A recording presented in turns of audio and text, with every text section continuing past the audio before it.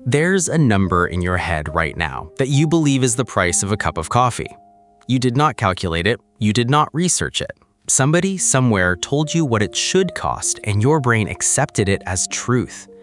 That number is not real.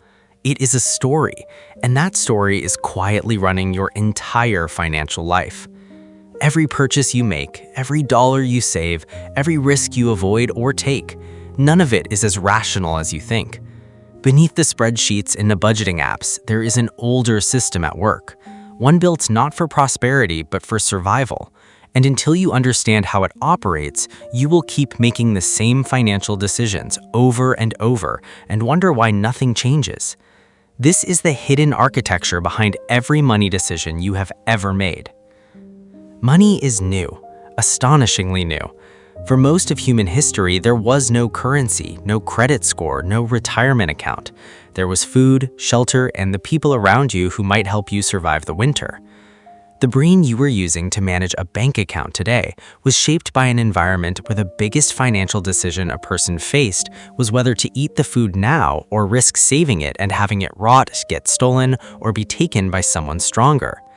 That environment rewarded a very specific kind of thinking. Grab what you can when you can, because tomorrow is not guaranteed. Modern life removed most of that danger, but it did not remove the wiring. So when you feel the urge to buy something the moment you get paid, when saving feels harder than it should, when a good opportunity in the stock market feels terrifying instead of exciting, that is not weakness. That is ancient software running on modern hardware it was never designed for. Understanding this is the first shift. You are not bad with money. You are running outdated code, and the moment you see the code, you can start rewriting it. In the late 1960s and early 1970s, researchers began uncovering something strange about how people judge value. They found that the very first number a person is exposed to, even a completely random, meaningless number, quietly shapes every judgment that follows. This became known as anchoring, and it explains something that should unsettle you. You rarely know what anything is actually worth. You only know what it's worth relative to the first number you saw. This is why a $500 jacket suddenly feels reasonable next to a $2,000 jacket. This is why a salary offer feels generous or insulting depending on what number was mentioned first in the negotiation, not on what the work is actually worth.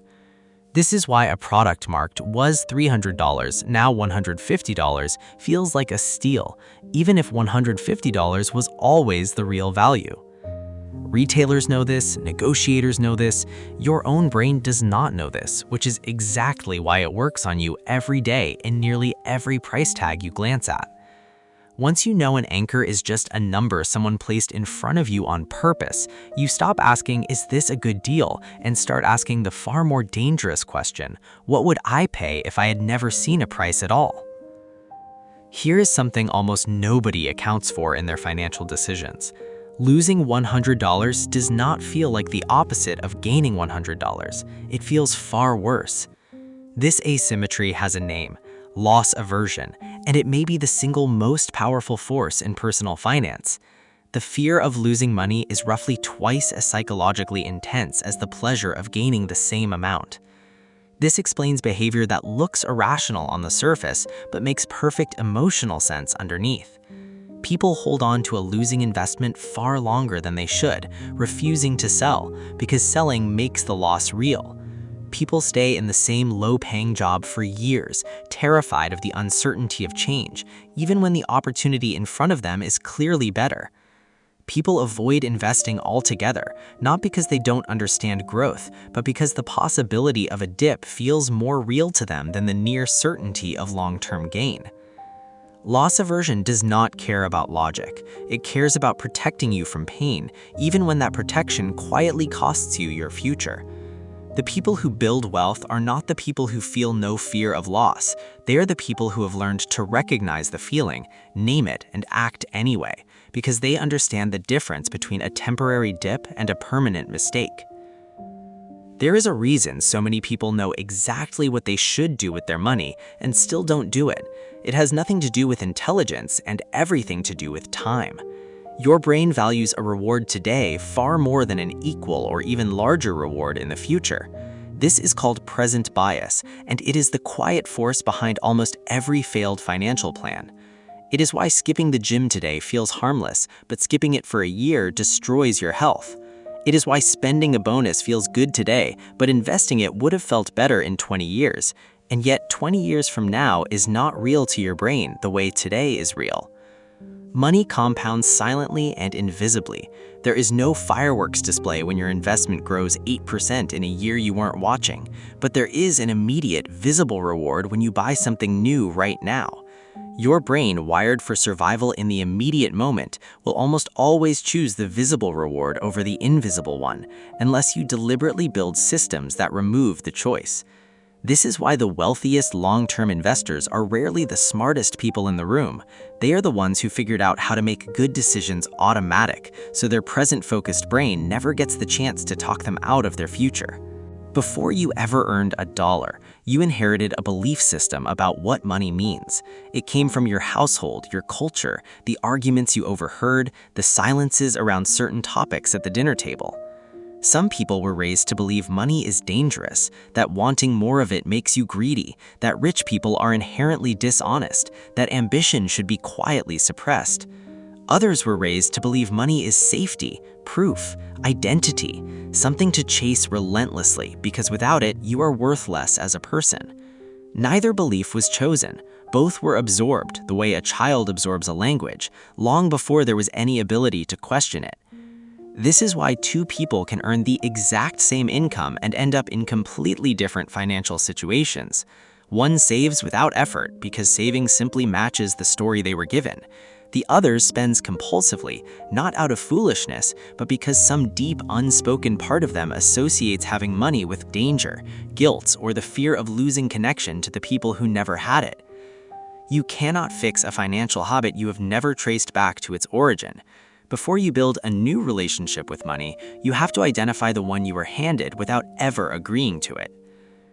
For most of human history, people only compared themselves to the small circle of people physically around them, the same village, the same street, the same limited world. That comparison circle has now expanded to include nearly everyone on Earth with an internet connection.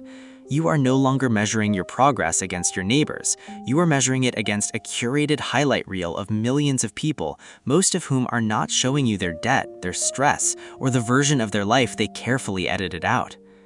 This constant, invisible comparison is one of the most expensive psychological forces in existence. It pushes people to buy things not because they need them, but because owning them closes the emotional gap between where they are and where the comparison made them feel they should be. This spending has a name in financial psychology. The desire to appear wealthy often costs more than the desire to actually become wealthy. The two goals look similar from the outside. They are almost never the same decision on the inside. The people who quietly accumulate wealth over decades are rarely the ones who look wealthy along the way. They are the ones who stopped measuring their life against a feat they can't see the full picture of. None of this means you are destined to repeat these patterns forever. Every psychological force covered here has one thing in common. It only works while it stays invisible. Anchoring loses its grip the moment you ask where a number actually came from. Loss aversion softens the moment you name the fear instead of obeying it. Present bias weakens the moment you remove the decision entirely by automating savings and investments before your current moment brain gets a vote. Inherited money stories lose their power the moment you trace them to their source and consciously decide whether they still serve you.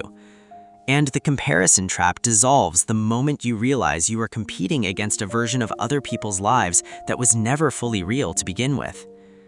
Wealth, in the end, is not primarily a math problem. It's a psychology problem wearing a math costume.